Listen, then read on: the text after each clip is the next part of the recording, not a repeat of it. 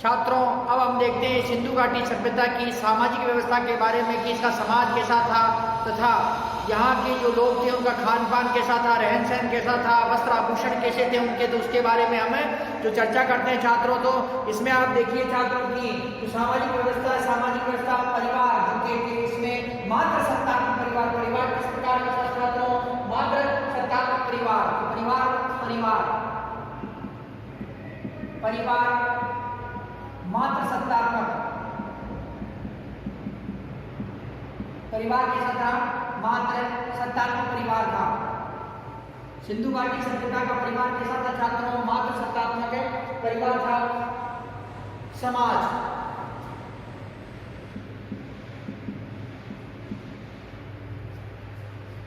मातृ देवी की अधिकतर मूर्तियां प्राप्त हुई है, अतः पता चलता है कि सिंधु सभ्यता से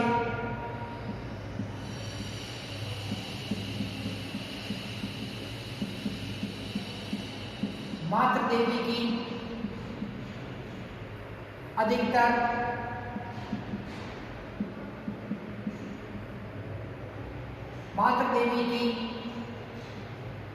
अधिकांश मूर्तियां प्राप्त हुई हैं।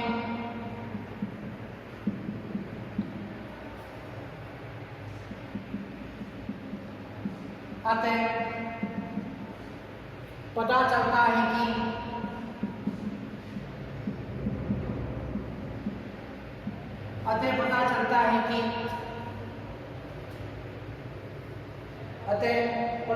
है कि सिंधु समाज मात्र सत्तात्मक था। सिंधु समाज मात्र सत्तात्मक था।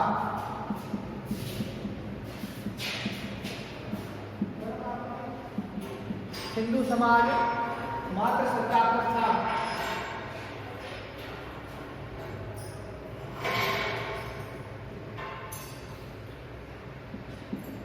सैंधव समाज को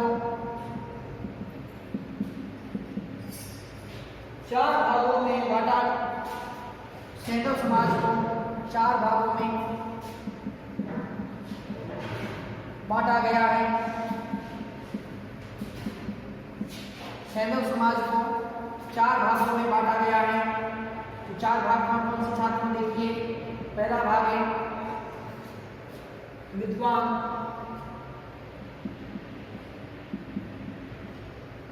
और विद्वानों के अंतर्गत क्या आता है छात्रों। विद्वानों में जो पुजारी, ज्योतिष, वेद, पुजारी, ज्योतिषी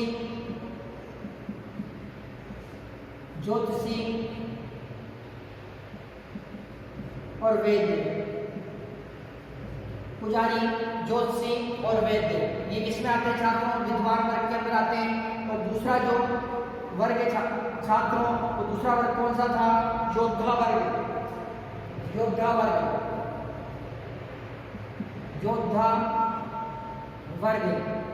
तो योद्धा वर्ग के अंदर कौन आते थे छात्रों, क्षत्रिय से मिलते जुलते योद्धा वर्ग का नाम, क्षत्रियों से मिलते जुलते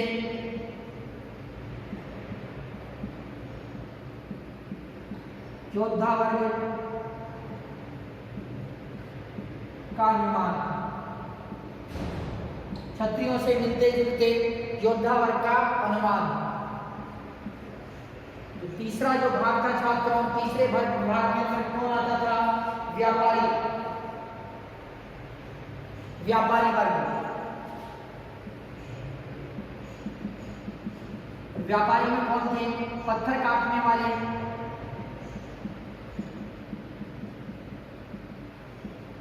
कारीगर, स्वर्णकार,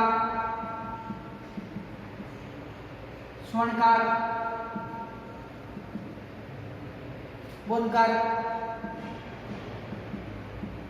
स्वर्णकार, पत्थर काटने वाले कारीगर,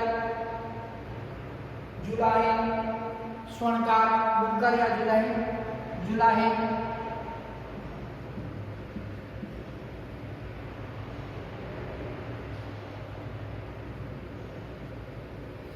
और जो चौथा वर्ग था छात्रों, चौथे वर्ग के अंदर कौन आता चौथे वर्ग के अंतर्गत आते थे छात्रों शिल्पकार, श्रमिक, शिल्पकार या श्रमिक। इनमें जो शिल्पकार व श्रमिक थे छात्रों, इनके अंदर चर्मकार, कृषक,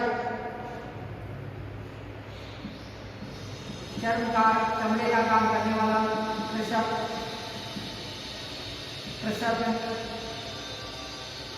चर्मकार, कृषक, मछुआरे,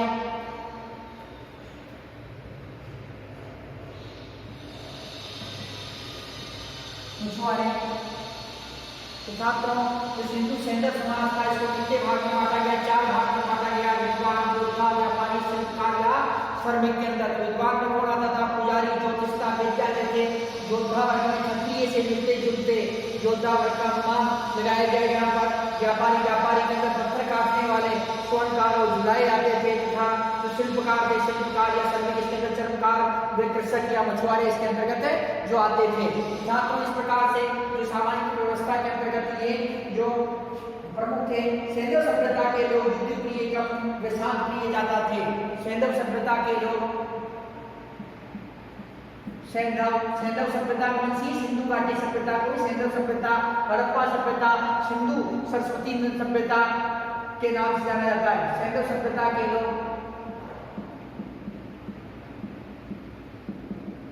युद्ध प्रिय कम व शांत प्रिय ज्यादा थे। युद्ध प्रिय कम व शांत प्रिय अधिक थे। शांत प्रिय अधिक थे।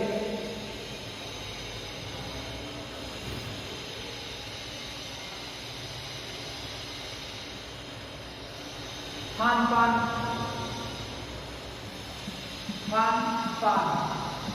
सिंधु घाटी सभ्यता के लोग इस प्रकार का खान पान करते थे, शाकाहारी तथा मांसाहारी। शाकाहारी व मांसाहारी खान पान कैसा था? शाकाहारी लोग भी थे और मांसाहारी लोग भी थे। मांस खाने वाले व्यक्ति भी थे तथा शाकाहारी वस्तुओं का उपयोग करने वाले भी जो लोग रहते थे। छात्रों गेहूं, जो बाजरा, गेहूं, जो बाजरा, सरसों, मटर, तिल, दाल, दूध, दही, घी, दूध, दही, घी, चावल, खजूर, नारियल, चावल, खजूर, तरबूज, नारियल,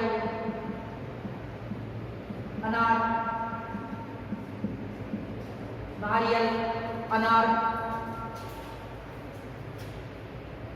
नींबू को खाया जाता था। नींबू को खाया जाता था। ये शाकाहारी लोग थे जो गेहूं, जो बाजरा, सरसों, मटर, तिल, दाल, दूध, दही, घी, चावल, खजूर, तरबूज, नींबू, अनार, नारियल को खाते थे। छात्रों जो मांसाहारी व्यक्ति थे वो क्या करते थे? भेड़, बकरी, कछुआ, घड़ियाल, भैंसा, हिरन, भेड़, बकरी, कछुआ, घड़ियाल, भैंसा, हिरन, बतख, सुअर, मुर्गा,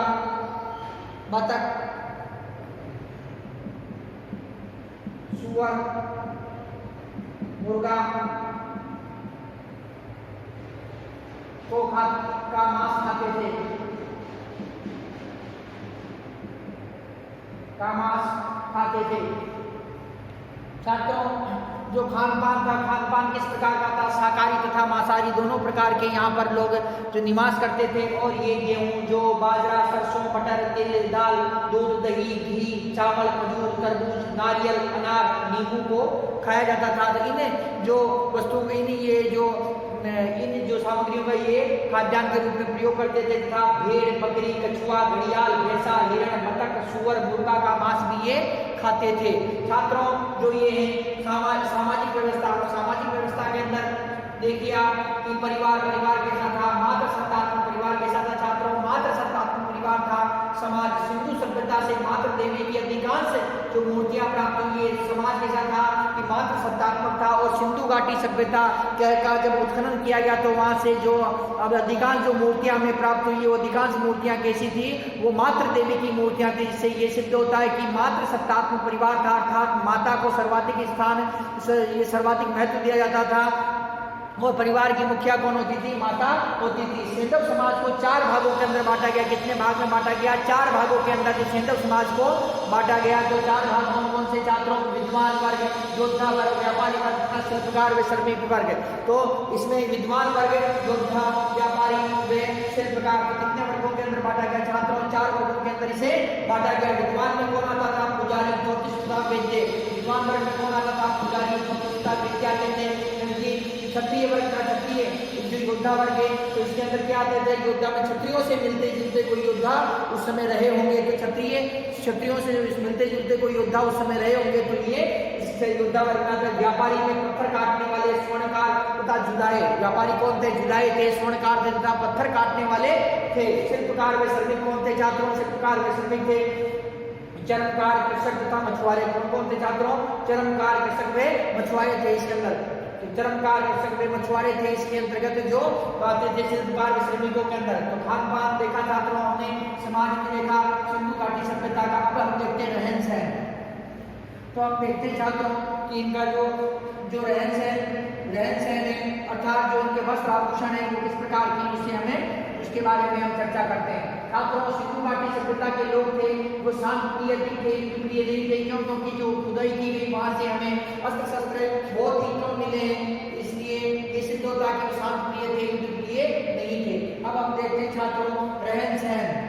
रहन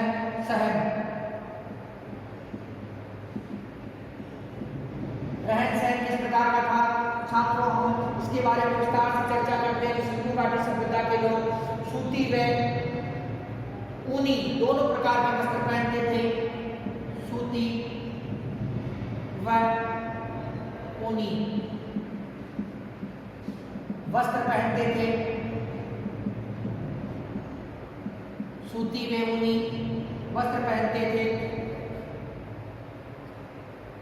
महिला व पुरुष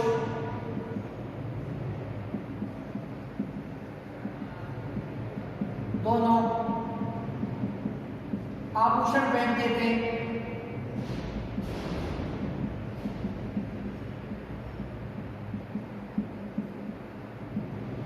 दोनों आभूषण पहनते थे।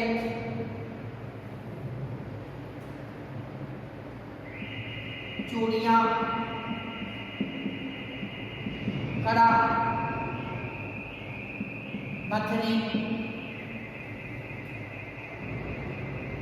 हार, अंगूठी, भुजबंद,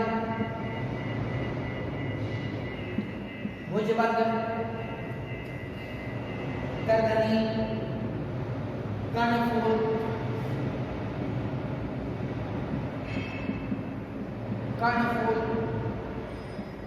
करधनी, कर्णफूल, तुलसी, पायजेब, तुलसी,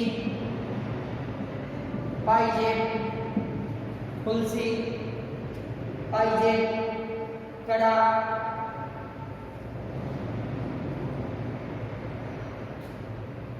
पहनते थे।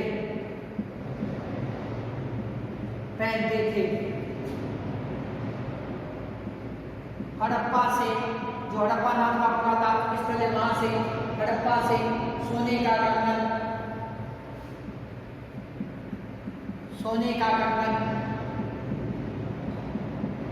सोने का कंगन, सोने के मनकों वाला, मनकों का 6 लड़ियों वाला हार, सोने के मनकों का बना 6 लड़ियों वाला हार,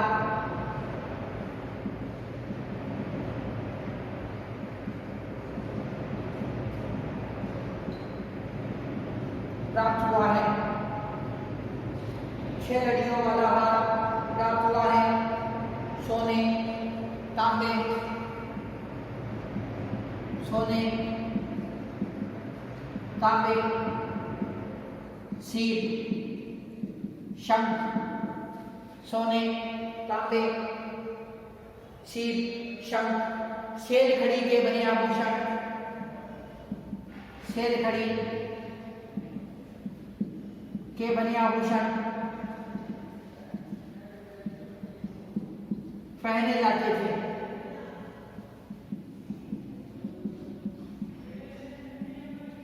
शेर खड़ी के बने आभूषण पहने जाते थे।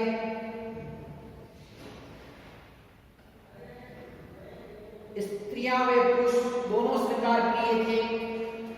स्त्रियां व पुरुष, स्त्रियां व पुरुष दोनों श्रृंगार प्रिय थे। श्रृंगार प्रिय थे। स्त्रियां चोटी व जूड़ा बनाती थी। स्त्रियां चोटी व जूड़ा बनाती थी।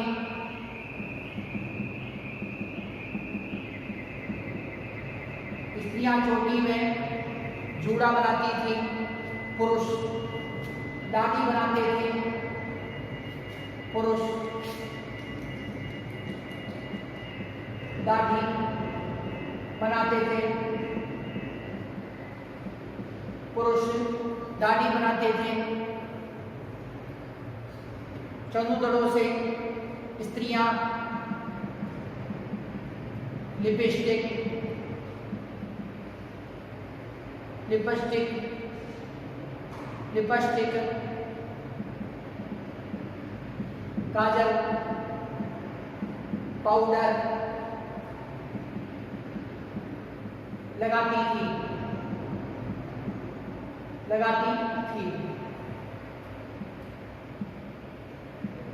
चतुर्दड़ों से लिपस्टिक, लिपस्टिक, लिपस्टिक, चतुर्दड़ों से लिपस्टिक, काजल, पाउडर के साक्ष्य प्राप्त हुए हैं। साक्ष्य प्राप्त हुए हैं। साक्ष्य प्राप्त हुए हैं। हड़प्पा से, हड़प्पा से एक ऐसी बोतल प्राप्त हुई है। ऐसी बोतल प्राप्त हुई है जिसमें काला रंग जमा हुआ था। काला रंग जमा हुआ था। यह काजल था। यह काजल था। नौसारों व मेहरगढ़ से, नौसारों व मेहरगढ़ से, मेहरगढ़ से ऐसी मृण मूर्तियां, मिट्टी की बनी मूर्तियां, मृण मूर्ति मतलब मिट्टी की बनी मूर्तियां प्राप्त हुई, जिसमें जिसमें नारी की मांग में सिंदूर भरा हुआ, नारी की मांग में सिंदूर भरा हुआ था, सिंदूर भरा हुआ था, नारी की मांग में सिंदूर भरा हुआ था। छात्रों,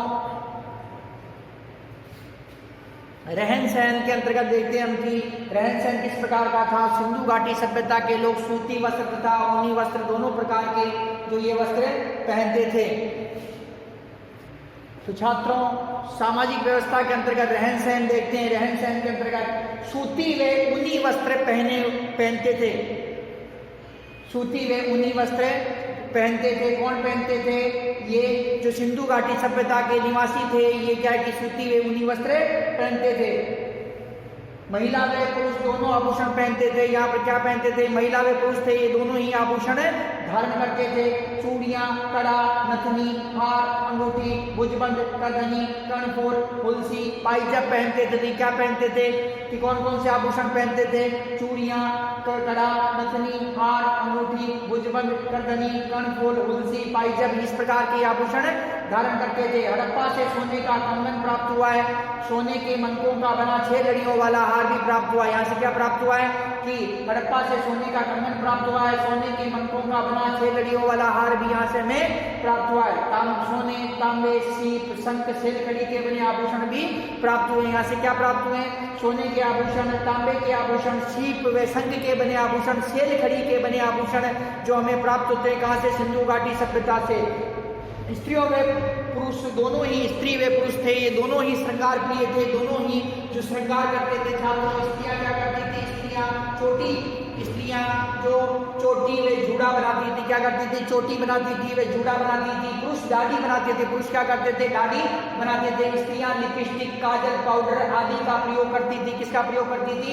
लिपस्टिक लगाती थी, काजल लगाती थी, पाउडर भी ये लगाती थी। चनूदड़ो नामक जो स्थान है छात्रों, कौन सा? चनूदड़ो कहाँ पर स्थित है? पाकिस्तान के अंदर स्थित है। यहाँ से लिपस्टिक व पाउडर के साक्ष्य प्राप्त हुए, जिससे पता चलता है कि महिलाएं लिपस्टिक व पाउडर लगाती थी।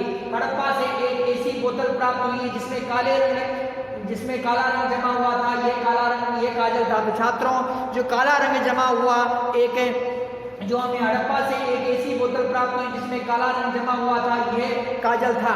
छात्रों, 9 सारों व मेहरगढ़ से ऐसी प्रण मूर्तियां प्राप्त हुई जिसमें नारी की मांग में सिंदूर भरा हुआ था। तो 9 सारों व मेहरगढ़ से ऐसी प्रण मूर्तियां प्राप्त हुई हैं जिसमें नारी की मांग में क्या था? सिंदूर भरा हुआ था। तो छात्रों, इससे हमें पता चलता है कि उस समय जो स्त्री तथा पुरुष ये दोनों ही क्या थे कि ये हमें अतः इन सामग्रियों के माध्यम से ये हमें पता चलता है कि स्त्री व पुरुष ये दोनों ही जो श्रृंगार प्रिय थे। छात्रों, तो यहाँ पर हम देखते हैं कि इसके अतिरिक्त जो सामाजिक व्यवस्था के अंदर देखते हैं मनोरंजन किस प्रकार से करते थे? मनोरंजन। तो सिंधु घाटी सभ्यता के लोग मनोरंजन करते थे। शिकार, नृत्य, संगीत,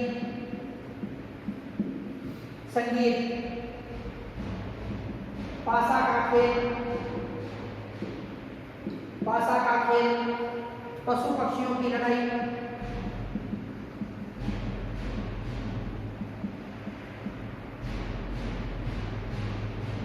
पशु पक्षियों की लड़ाई, पशु पक्षियों की लड़ाई, शिकार, नृत्य, संगीत, पासा का खेल, पशु पक्षियों की लड़ाई, धार्मिक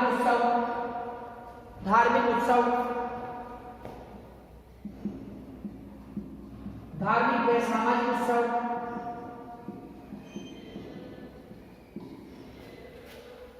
द्वारा मनोरंजन,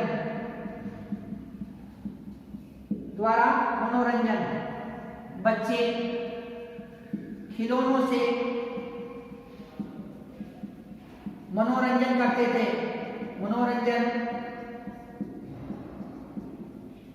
करते थे। छात्रों, जो ये मनोरंजन के साधन है सिंधु घाटी सभ्यता के अंदर, तो मनोरंजन किस प्रकार से होता था? शिकार, नृत्य, संगीत, पासा का खेल, पशु पक्षियों की लड़ाई, धार्मिक व सामाजिक उत्सव के द्वारा मनोरंजन किया जाता था। और बच्चे खिलौनों के माध्यम से ही क्या करते थे कि मनोरंजन करते थे। छात्रों, इस प्रकार से जो ये मनोरंजन किया जाता था, इसके अतिरिक्त औषधियों का प्रयोग भी किया जाता था। तो छात्रों, औषधि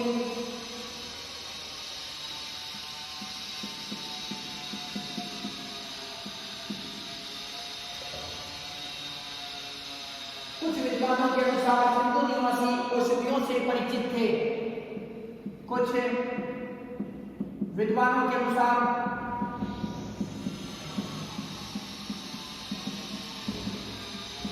सिंधु निवासी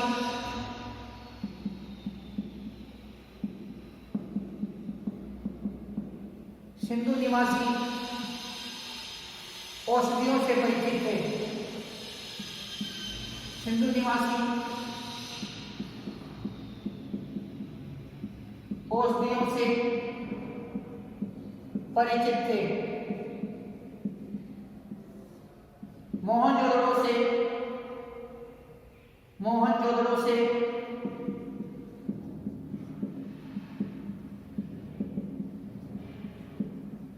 मोहनजोदड़ो से शिलाजीत प्राप्त हुआ है। मोहनजोदड़ो से शिलाजीत प्राप्त हुआ है। समुद्र फेन भी औषधि में काम किया जाता था। समुद्र फेन भी औषधि में काम किया जाता था।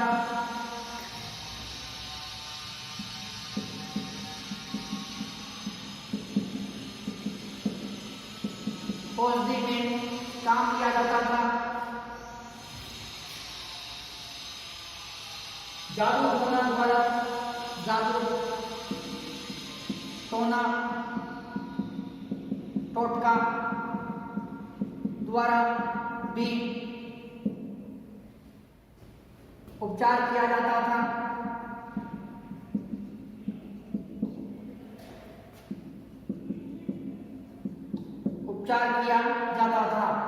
छात्रों, जो कुछ विद्वानों के अनुसार जो सिंधु घाटी सभ्यता के जो निवासी थे, ये औषधियों से परिचित थे। मोहनजोदड़ो नामक स्थान से शिलाजीत हमें प्राप्त होता है। शिलाजीत का वर्तमान में भी औषधि के लिए औषधि के रूप में प्रयोग किया जाता है। और सिंधु सभ्यता के अंदर भी जो औषधि के रूप में ही इसका प्रयोग किया जाता होगा। समुद्र फेन था, समुद्र फेन भी औषधि के रूप में जो काम में लिया जाता था। जादू टोना टोटका से भी उपचार किया जाता था। तो इसका अर्थ ये कि छात्रों की सिंधु जो निवासी जो परिचित थे, किससे परिचित थे? ये औषधियों से ये परिचित थे। छात्रों, जो इसके अंदर अंतिम संस्कार की विधि जो सिंधु घाटी सभ्यता के लोग अंतिम संस्कार की विधि से परिचित थे। 3 प्रकार से अंतिम संस्कार करते थे। अंतिम संस्कार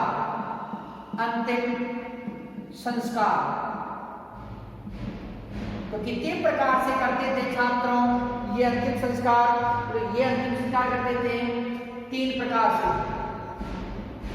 3 प्रकार से अंतिम संस्कार कितने प्रकार से करते थे? 3 प्रकार से अंतिम संस्कार करते थे। पहला था दाह संस्कार में क्या करते थे? सबको अग्नि में जला देते थे। सबको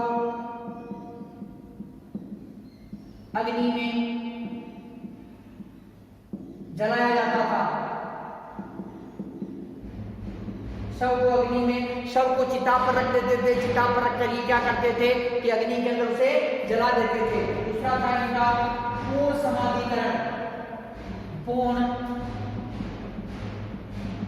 समाधिकरण। शव को गाड़ देते थे।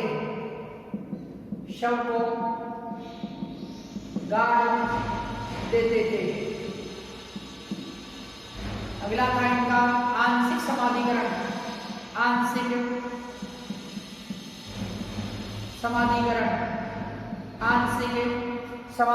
तो आंशिक समाधिकरण में क्या करते थे छात्रों? ये पशु पक्षियों के खाने के बाद बचे हुए सब को गाड़ देते थे। थे। पशु पक्षियों के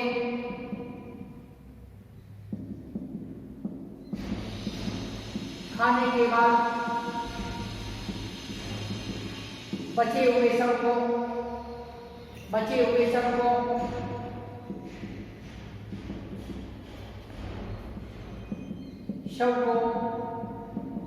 गाड़ देते थे। तो पशु पक्षियों के खाने के बाद बचे हुए शव को क्या करते थे कि गाड़ देते थे। शवों के साथ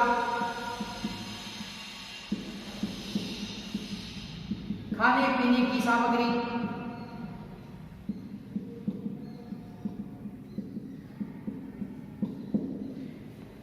आभूषण भी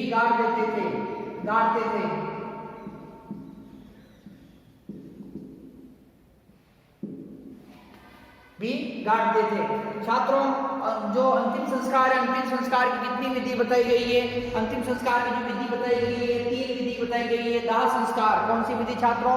दाह संस्कार। तो दाह संस्कार के अंतर्गत क्या था कि शव को जो चिता पर रखकर अग्नि के अंदर ये जला देते थे, तथा जो पूर्ण समाधिकरण, ये पूरा का पूरा शरीर था, उस शव था, उस शव को क्या करते थे? गाड़ देते थे। तथा आंशिक समाधिकरण, पशु पक्षियों के खाने के बाद बचे हुए शव को गाड़ देते थे। जो पशु पक्षी थे उनके खाने के बाद में जो शव बचता था उससे क्या करते थे? ये गाड़ देते थे। शवों के साथ खाने पीने की सामग्री, आभूषण भी गाड़ते थे। सिंधु घाटी सभ्यता के अंतर्गत जो हमें गाड़े हुए शव प्राप्त हुए, अर्थात जो हमें कंकाल प्राप्त हुए, उनके पास में हमने ये देखा कि वहाँ पर जो खाने पीने की सामग्री व आभूषण भी हमें प्राप्त हुए। इससे सिद्ध होता है कि वे खाने पीने की सामग्री के साथ साथ में जो आभूषण भी शवों के साथ में गाड़ देते थे। शवों के साथ में जो आभूषण, खाने पीने की सामग्री, कीमती पत्थर, इनको गाड़ दिया जाता था। छात्रों, इस प्रकार से इनका 3 प्रकार से जो अंतिम संस्कार होता था: दाह संस्कार, पूर्ण समाधिकरण, आंशिक समाधिकरण।